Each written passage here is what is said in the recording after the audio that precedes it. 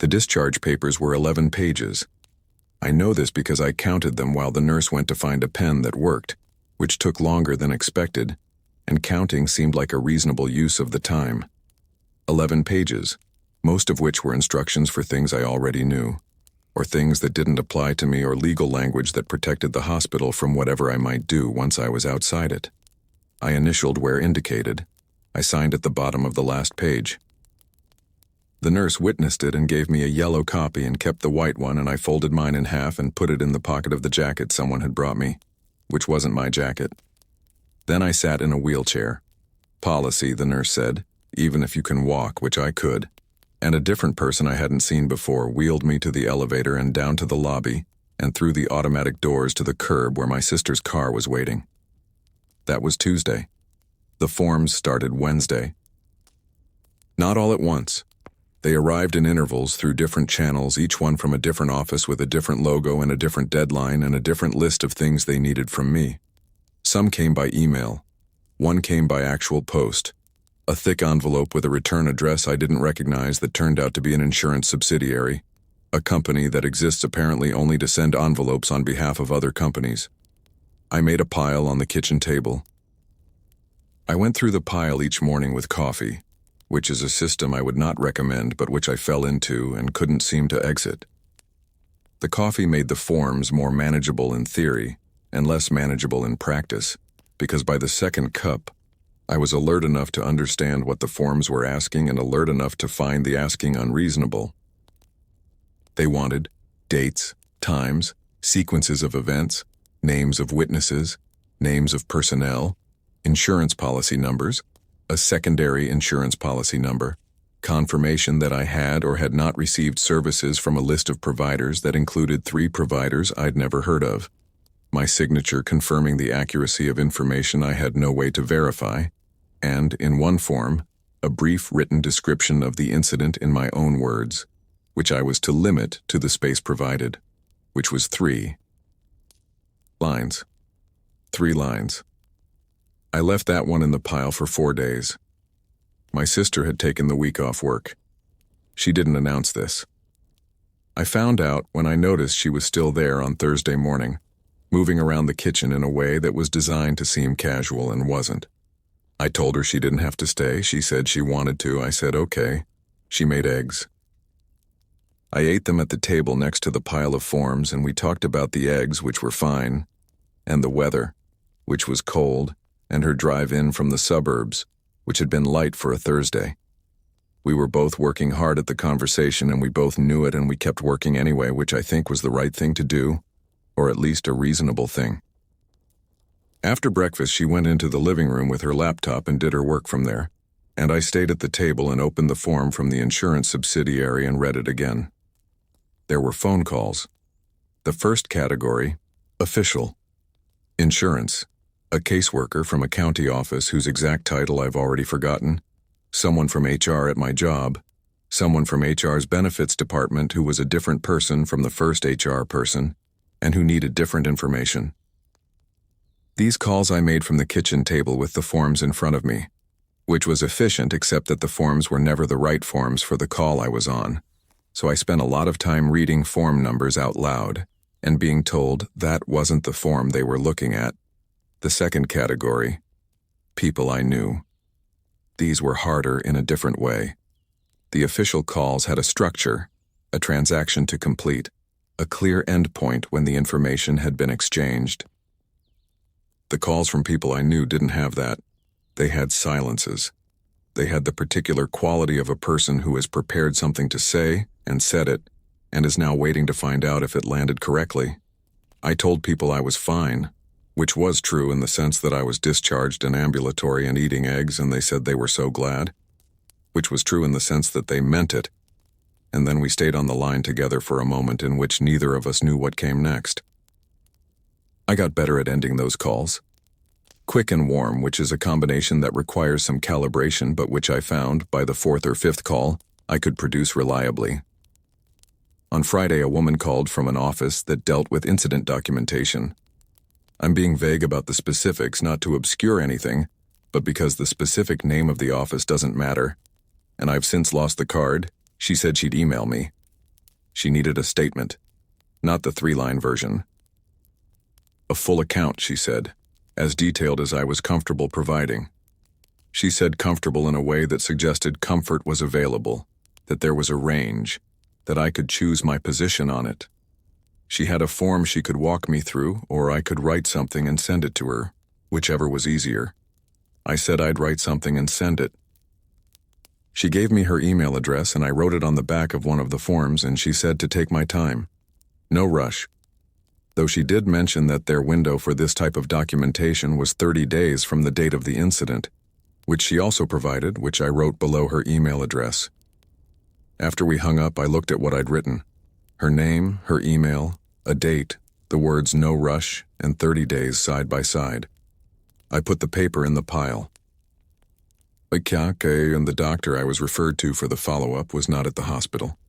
She was at a clinic 2 neighborhoods over, a low building set back from the street with a parking lot that was full when my sister dropped me off. The waiting room had chairs along 3 walls and a fish tank in the corner, and a sign asking patients to silence their phones, which most people had not done. I waited for 25 minutes and filled out 3 more forms. New patient intake.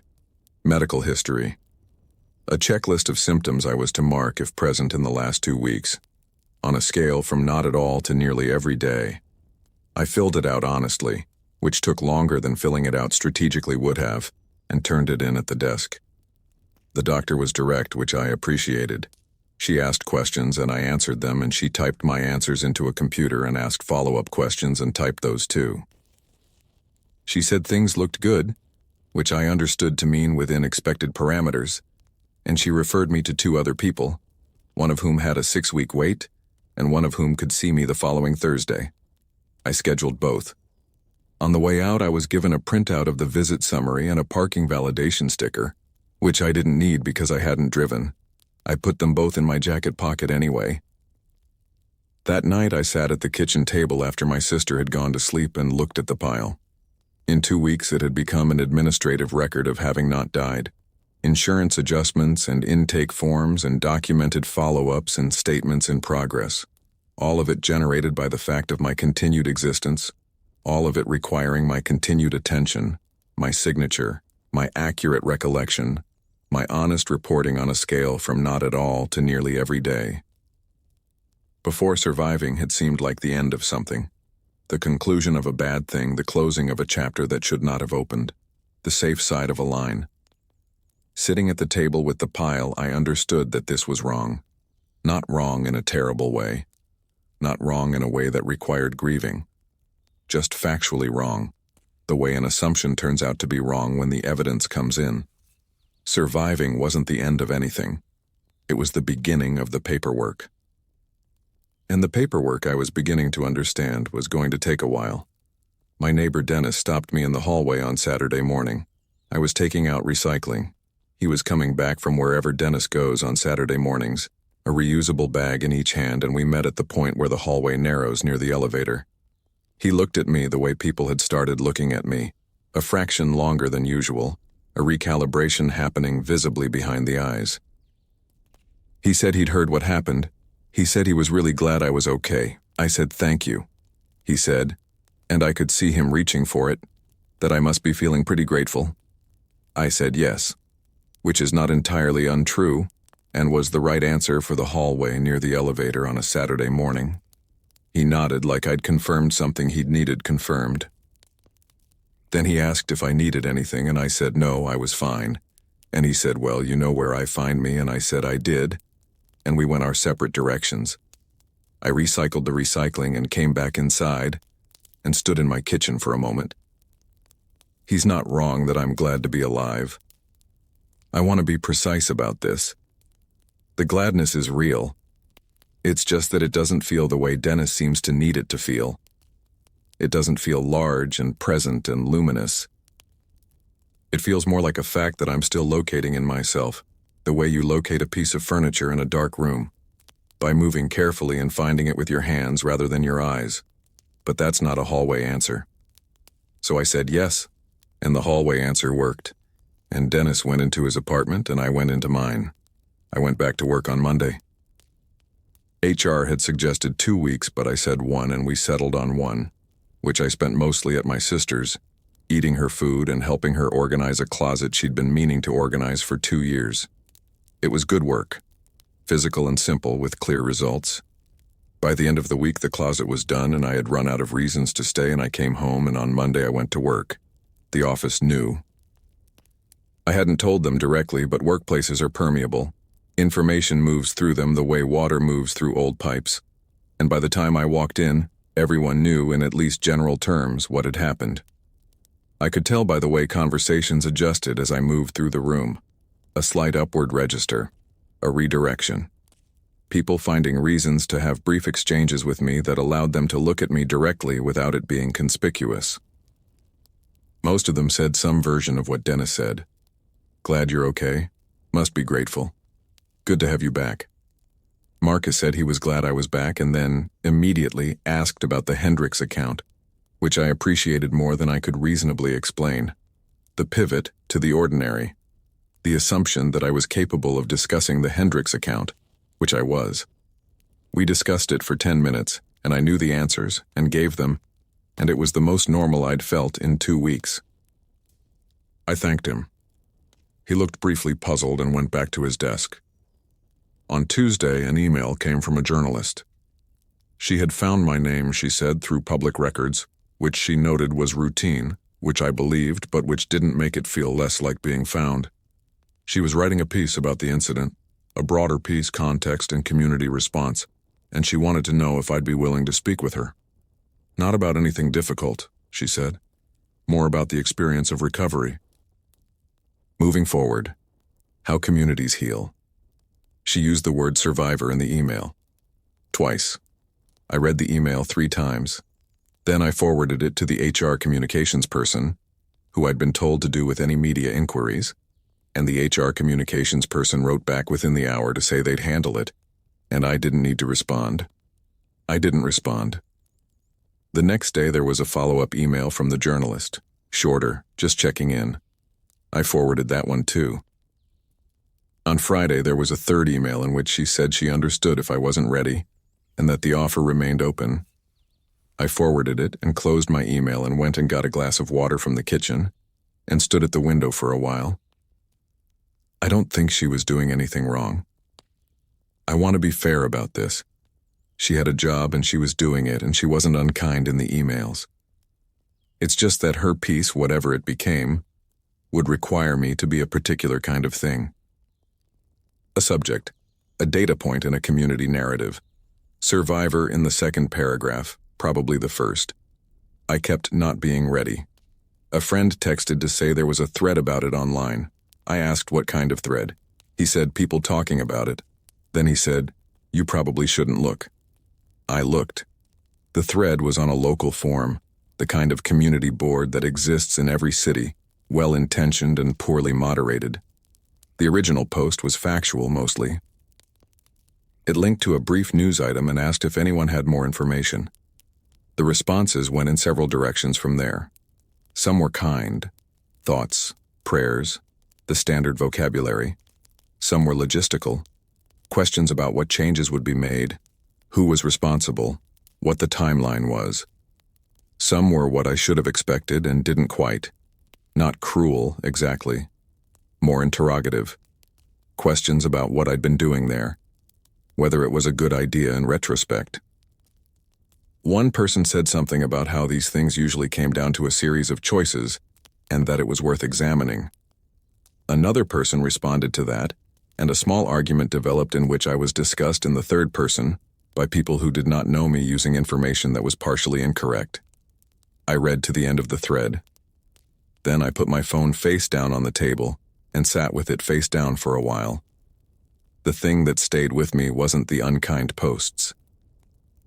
It was the neutral ones, the ones that referred to me as the survivor, as though that were a sufficient description, as though surviving were the whole of what I was, the primary noun, the thing that superseded the other things. My friend Celeste called on Wednesday evening. We've known each other for 7 years, which is long enough that she doesn't use the careful tone most people use. She called and I answered, and she said, "How are you actually doing?" I said I didn't know yet. She said that was fair. She asked if I was sleeping. I said mostly. She said she'd read something about how it takes a while for things to catch up with you, the actual processing of it, and that I should be patient with myself. I said, okay. She asked if I'd talked to anyone, meaning a professional, and I told her about the referral and the Thursday appointment. She said, good. Then she said, people keep asking me how you're doing and I don't know what to tell them. I asked what people. She named a few, mutual friends mostly, a couple of people I hadn't been in close contact with for years who had apparently reactivated their interest in me. I told her she could tell them I was fine. She said, are you? I said, in the ways that count. She accepted this, which is one of the reasons we've been friends for 7 years. After we hung up, I thought about what she'd said, that people kept asking how I was doing. I thought about the thread. I thought about Dennis in the hallway and the journalist's 3 emails and the office recalibrating as I moved through it, and everyone's need to know where to file me. What I was understanding, slowly, in the way you understand things that require accumulation, was that surviving had given me a new primary identity, at least in the eyes of everyone who knew or half knew or had read a news item about what happened. Before I was a person who contained many things of which the people around me knew a portion. Now I was legible in a new way, simple, singular. I had survived. That was the sentence. Everything else was a subordinate clause. And what I felt, sitting with this on a Wednesday evening, was not anger at any particular person and not grief exactly, but something in the category of erasure. The quiet kind, where no one is trying to erase you, where the reduction happens through attention rather than neglect, where everyone is looking directly at you and seeing, very clearly, something that is not quite you, the one who survived, as though I were a role I'd been cast in, rather than a person the role had happened to. The letter from the investigative office arrived on a Thursday. Not a thin envelope, one of the thicker ones, the kind that announces itself by weight before you open it. I set it on the kitchen table next to my coffee and looked at it for a moment, then opened it with a butter knife because I couldn't find the letter opener, and I wasn't going to look for it. Inside, a cover letter, formal and unsigned above a printed name and title. 2 attached documents. A request that I make myself available for an interview at my earliest convenience, with a phone number and an email, and the information that this was voluntary, but that my cooperation would be appreciated and would assist the process significantly. I read voluntary twice. Then I read the attached documents, which were dense and which used a vocabulary I recognized from the forms: incident, involved party, contributing factors, and which referred to me throughout as the surviving individual, which is accurate, and which I have no reasonable objection to, and which, by the 3rd page, had started to feel like a classification rather than a description. I called the number on Friday morning. The woman who answered took my information and scheduled me for the following Wednesday at 10. She asked if I needed anything accommodated. I said no. She said they appreciated my cooperation. I said of course. My HR contact, a man named Phil, who sends emails with bullet points, reached out the same week to discuss what he called my return-to-work trajectory. This was a phrase from his 2nd email, which arrived after his 1st email, which I had not yet answered. Phil's emails were thorough and kind in the institutional sense, meaning they covered my interests in a way that also covered the company's interests, and the seam between these two things was smooth enough that you had to look for it deliberately. The short version of Phil's emails: I should take more time. The company wanted to support me. There was a provision in my benefits package for exactly this kind of situation. He used the phrase exactly this kind of situation without specifying what kind of situation this was, which I noticed. He also mentioned in the 3rd paragraph of the 2nd email that there was an internal review underway, standard procedure, nothing to be concerned about, and that it would be helpful if I could provide a written account of the relevant events at some point when I felt ready. Standard procedure, nothing to be concerned about. I wrote back and told him I'd have something to him by end of week. He replied within 4 minutes to say there was no rush. I sent the account on Friday. It was 1 page. I kept it to observable facts, sequence, and outcome. I used the word I as little as possible, which required some sentence restructuring but produced a document that felt appropriately procedural. Phil wrote back to say thank you and that he'd pass it along to the relevant team. I have not heard from the relevant team. The Wednesday interview was in a building downtown I'd never had reason to enter before. Lobby with a security desk, a badge to sign for, an elevator to the 7th floor. The office I was directed to had the specific atmosphere of government-adjacent spaces. Carpet the color of a decision made by committee, fluorescent lighting, a fern that was doing its best. 2 people conducted the interview. A man and a woman, both mid-career, both professional in the way that has been practiced enough to become texture rather than effort. They had a recording device, which they noted and asked my permission for, and a printed document in front of each of them that I assumed was a previous version of the record I was now adding to. They asked about sequence, about timing, about what I observed, what I heard, what I understood to be happening at various points. They asked whether I had any relevant training or experience. They asked whether I had followed what I understood to be standard practice. They asked whether there was anything I wished I had done differently. That last question they asked twice, in different phrasings, which I noted. I answered everything accurately and in the order they asked. When I didn't know something, I said I didn't know. When my recollection was partial, I said it was partial. I used the word approximately several times. They typed while I spoke, which produced a slight delay between what I said and what they responded to, a lag I adjusted to by speaking more slowly. The interview lasted an hour and 20 minutes. At the end, the woman said they might have follow-up questions and that they'd be in touch. The man said I had been very helpful. I took my badge back to the lobby desk and signed out and walked to the nearest coffee shop and sat down and drank something hot and stared at the middle distance for 10 minutes. Not in distress. I want to be precise. Just in the mild decompression state that follows a sustained effort of neutral accuracy. The effort of being a good source.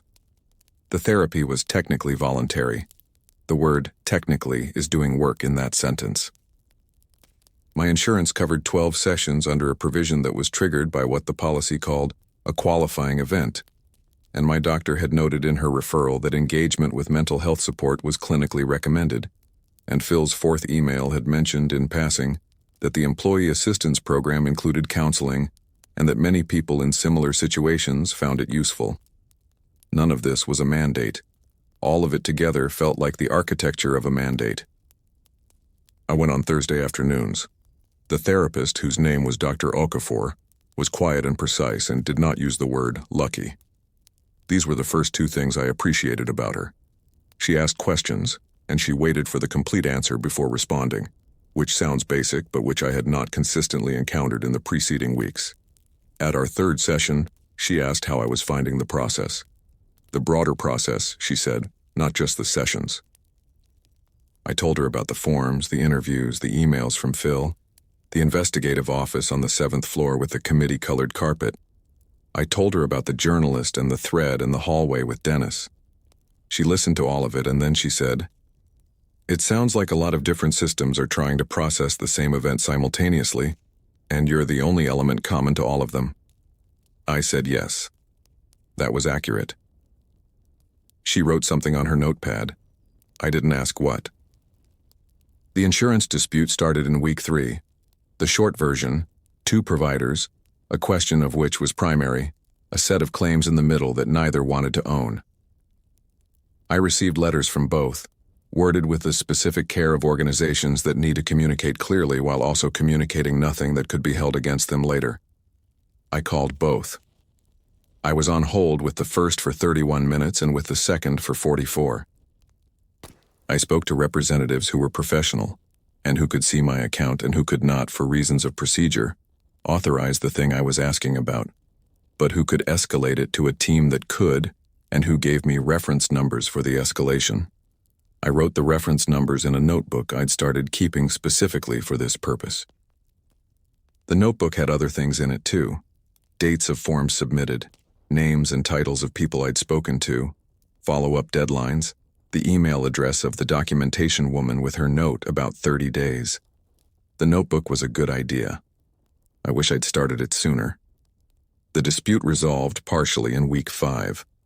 One claim was processed. 2 others remained under review. I received a letter explaining this in 4 paragraphs, the 4th of which contained a process for appeal if I disagreed with the determination, which I did, but which I didn't have the reserves to pursue immediately. I put the letter in the folder I'd started for insurance correspondence, which was now the thickest folder in the pile. What I'd been slow to understand and what I understood more clearly after the 7th floor interview and the 4th email from Phil and the 44 minutes on hold was that none of these systems were processing what happened. They were processing the administrative residue of what happened. The event had passed through them and left a shape, the way an object leaves a shape in soft material, and they were measuring and documenting and disputing the shape. The event itself was not something they could hold. It wasn't in their forms. It wasn't in the scope of the interview, which was about sequence and training and standard practice. The systems needed something they could act on: data, liability, a contributing factor, a reference number.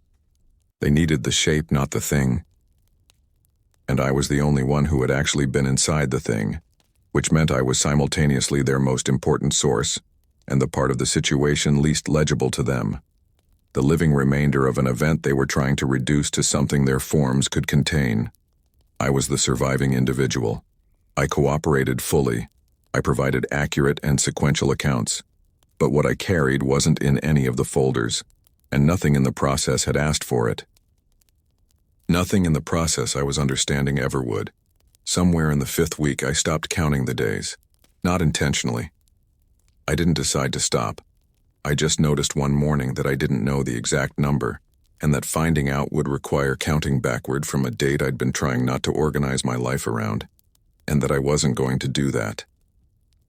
So I stopped knowing the number and the days became just days again, which was progress of a kind I couldn't bring myself to call progress out loud because someone would have found that meaningful, and I didn't have the energy to manage their finding it meaningful. This is the thing nobody mentions. The energy it takes to manage other people's relationship to what happened to you. The full-time quality of it. My mother called on a Sunday as she does, and at the end of the call she said what she'd started saying at the end of every call since it happened, which was, "I'm just so grateful you're still here." I said, "I know, Mom." She said, "You have to hold on to that you were given another chance." I said, "I know." She said she loved me, and I said I loved her, and we hung up, and I sat with the phone in my hand for a moment. She means it completely. There's no selfishness in it, or if there is, it's the ordinary selfishness of loving someone and not wanting to lose them, which isn't really selfishness at all.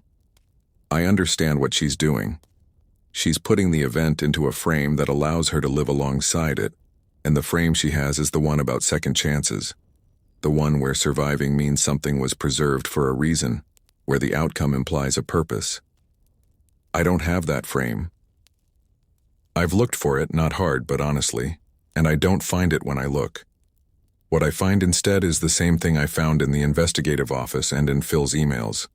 The shape of the event, not the meaning of it. The fact of still being here, not the reason. I don't tell my mother this. It would require explaining something I can't fully explain, and it would worry her, and worry is not what I need to add to her Sundays. So I say I know and I say I love her and I put the phone down, and the frame she's offered sits on the kitchen table for a moment, politely, and then I put it in the same place I put all the frames people offer. I keep them. I just don't hang them up. Dr. Okafor asked in our 6th session how I felt about the way people responded to me now. I said it depended on the person. She waited. I said that most people were kind. That kindness was not the problem. That the problem, if there was a problem, was that kindness had a shape to it now, a direction. It was pointed at the event. Everything was pointed at the event. The event had become a kind of organizing gravity, and everything in my social atmosphere was in orbit around it, including me, especially me, and I was tired of being the center of a gravity I hadn't chosen. She nodded and wrote something. I said, "I know that sounds ungrateful." She said, Does it need to be grateful or ungrateful? I thought about that for the rest of the session and some of the walk home. I went to Celeste's for dinner in week 6. 4 people, a small table, the kind of evening that has wine and bread and 2 overlapping conversations. I'd been looking forward to it in the specific way I'd been looking forward to things recently, which was more like noting them on a schedule and moving toward them than like anticipation exactly. But still. For the first hour it was fine. It was close to normal. We talked about things that had nothing to do with anything, a film someone had seen, a work situation that had resolved itself badly, Celeste's sister's new apartment. Then one of the other guests, a man named Tobias I'd met twice before, asked how I was doing with everything. With everything. That phrasing. I said I was managing. He said he'd read a bit about it, about the broader situation, and that he thought it was remarkable the way some people just had this instinct in those moments. I said I wasn't sure instinct was the right word. He said, well, whatever you call it, it's impressive. I looked at my wine.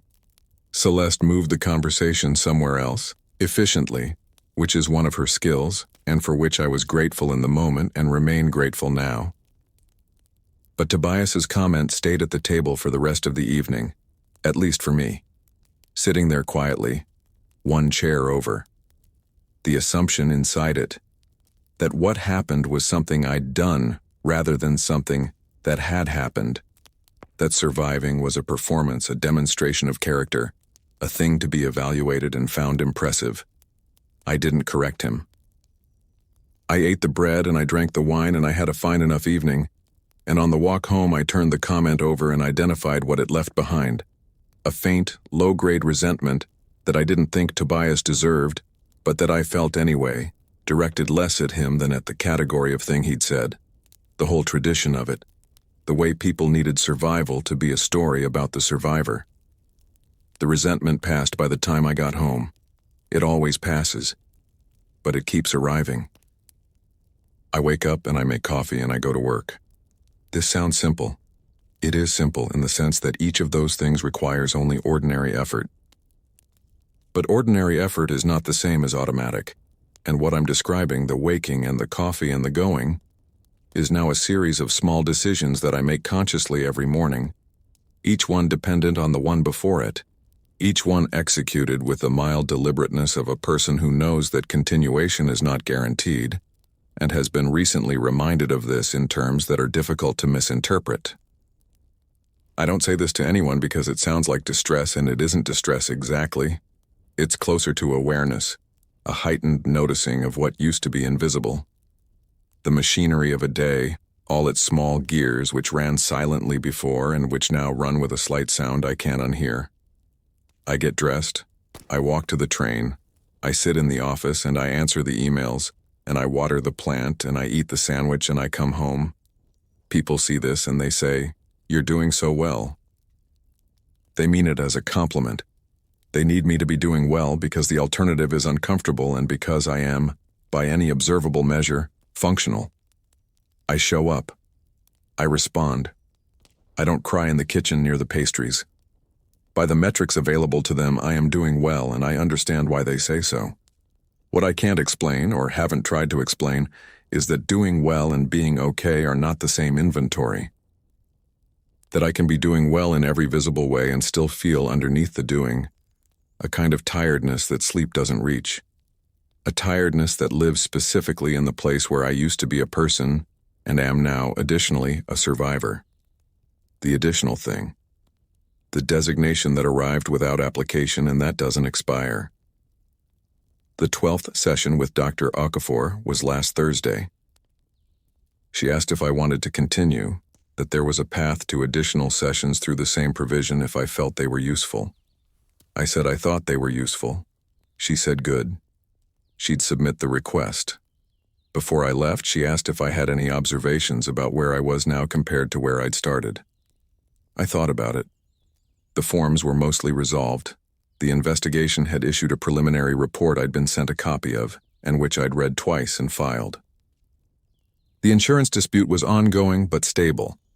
Phil had stopped emailing. Dennis had stopped mentioning it in the hallway. The journalist had not emailed again. I said, "The acute part is over." She said, "And the non-acute part?"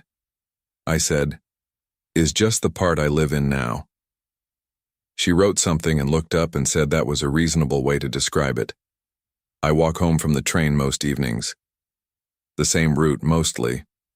The air is cold now, consistently cold, the kind that stays. I walk and I breathe and I think about what it means to be on the other side of something and still find yourself carrying it.